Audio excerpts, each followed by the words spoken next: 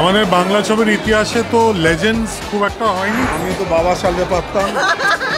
একটা আগ্রহ রয়েছে, উৎসাহ রয়েছে, বাংলার সংস্কৃতির সঙ্গে জুড়ে থাকে। ট্র্যাডিশনালটাকে আমরা ক্যারি ফরওয়ার্ড করেছি। নানা রকম স্মৃতির সঙ্গে নানাভাবে উনি জড়িয়ে আছেন। আজকে উনি আসতে পেরেছেন, যেটাই আমাদের খুব ভালো লাগছে।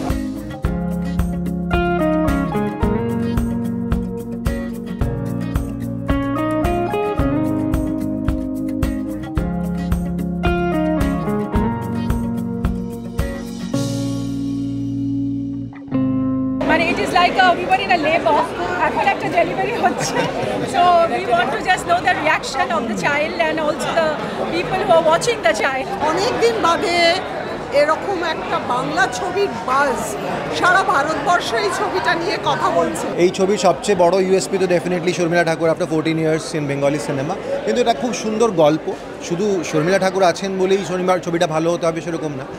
খুব সুন্দর গল্প, সবাই ভালো কাজ করেছে, আর আমার ধারণা যে দর্শকদের পছন্দ হবে। আমরা ভীষণ এক্সাইটেড, আমি আমার মার মতো করে সেজে এসেছি আজকে। So it is about a mother daughter ছবি, অনেক দিন বাদে এরকম একটা উত্তেজনা। আমি তো বাবা সালতে পারতাম। বাংলা সিনেমার জন্য একটা বিরাট বড় ঘটনা, যেখানে দুই অসামান্য অভিনেত্রী, আমরা যারা সিনেমা জগতের সঙ্গে কাজ করি, যেখানে শর্মিলা ঠাকুর এবং ঋতুপর্ণা সেনগুপ্ত একই সঙ্গে একই পর্দায়, মানে বড় পর্দায় একই সঙ্গে কাজ করছেন।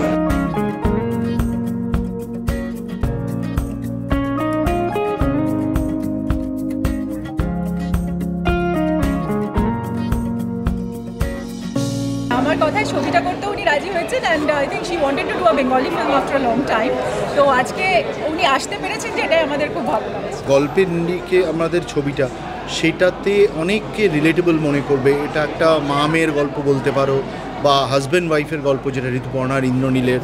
সো সব কিছু মিলিয়েই একটা ইমোশনাল ন্যারেটিভ তৈরি হয়েছে আর কি।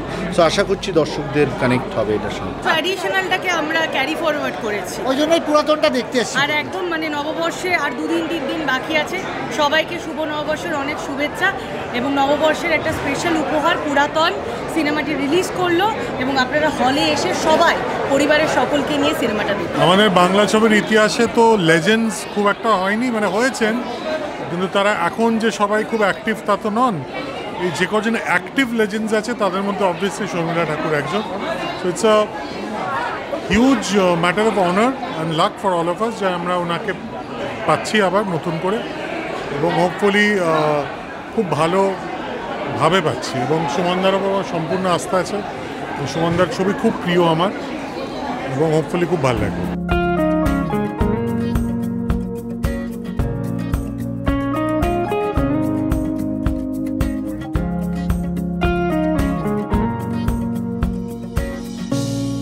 আমরা সবাই ভীষণ এক্সাইটেড বাঙালি হিসেবে, যে উনি যদি সত্যি এটা ওর শেষ ছবি জীবনে হয়, আমি আশা রাখবো যে উনি ছবি করবেন আবার, কিন্তু যদি সত্যি এটা শেষ হয়, সেটা একটা বাংলা ছবি, আমি খুব খুশি।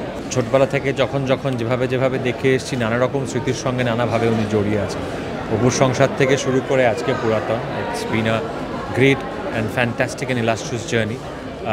তো নিঃসন্দেহে সেটা শুধু বাংলা বলে না, আমার মনে হয় ভারতীয় সিনেমাতে যে কদিন আমরা পারি ওনাকে বারবার যাতে আমরা পাই, সেটাই আমাদের সব প্রদেশের মানুষের চেষ্টা করা উচিত। আমার খুব ভালো লাগতো, অনেকে আমাকে বলতে নেই শর্মিলা ঠাকুরের মতো ইন্দ্রাণীর গালে টোল পড়ে, ওটাতে আমার একটা ভীষণ কী বলবো ভালো লাগা তৈরি হতো।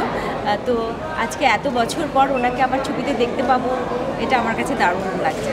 এটা একটা ভীষণ একটা ইম্পর্টেন্ট পয়েন্ট, সেটা হচ্ছে এত ভালো একটা মানে ইম্প্যাক্ট হবে আমার মনে হচ্ছে ছবিটা সবার মধ্যে, বাঙালির মধ্যে, যে সেই আমাদের লেজেন্ড শর্মিলা ঠাকুরকে দেখতে পাবো আমরা। মেরে স্বপ্ন কি রানী কব আয়েগি তু, সেইটা আবার সেখান থেকে এইখানে এই যে উত্তরণ, এইটা দারুণ লাগবে।